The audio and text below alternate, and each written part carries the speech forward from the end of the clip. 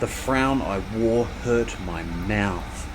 I'd been wandering around locating shopping trolleys and taking them back to Woolies for most of the day by this point, and I was growing more and more depressed doing it.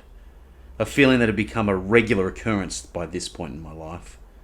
The weather was utterly miserable, the rain relentless, the heat unbearable, and the customers just kept coming. I was wallowing in my own misery, feeling safe in the knowledge that this is at least the burden intelligent people have to bear. Except that no, I'm not going to do this. What am I thinking? A month into the new year and you're already falling into old habits? Look around. It ain't getting any better than this, mate. What is the meaning of life anyway? Anyone in the world would see what you're seeing right now, in this moment. It's just that the attitude behind it would be vastly different to someone else's eyes. So why am I choosing to see this in such a negative way? Look at where you are, mate. It's like a scene in a movie. It's a Saturday too. You can go and drink beer tonight and watch Captain Fantastic. Why would you ever choose to lean into this shitty feeling if you didn't have to? I needed to control myself better. I start thinking about what a better attitude in life would look like and what it would achieve.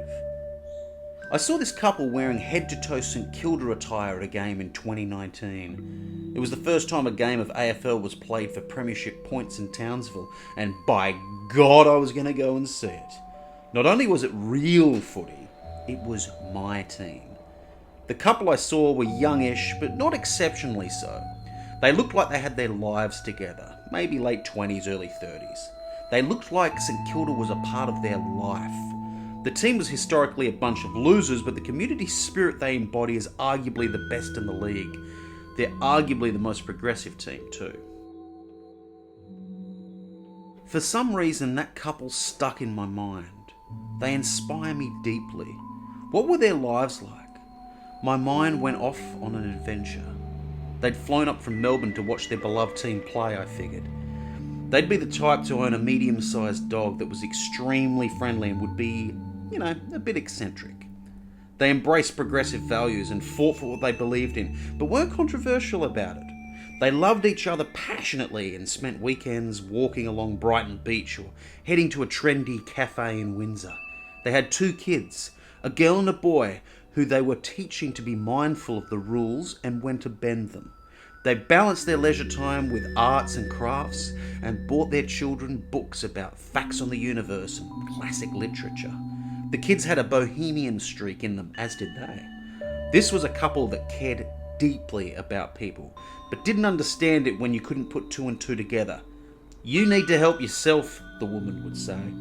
My eyes refocus on the 12 trolleys in front of me that I'm pushing up the escalator. I start to think maybe this is all just in a day's work. St. Kilda ended up coming from behind a beat cold coast by 3 points that day.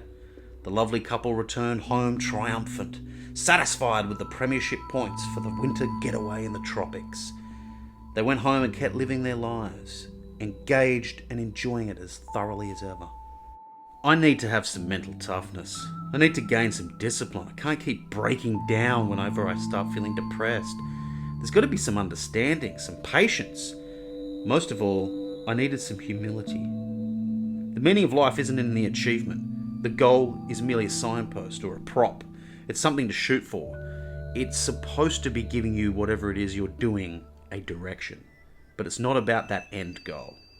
It's about the doing.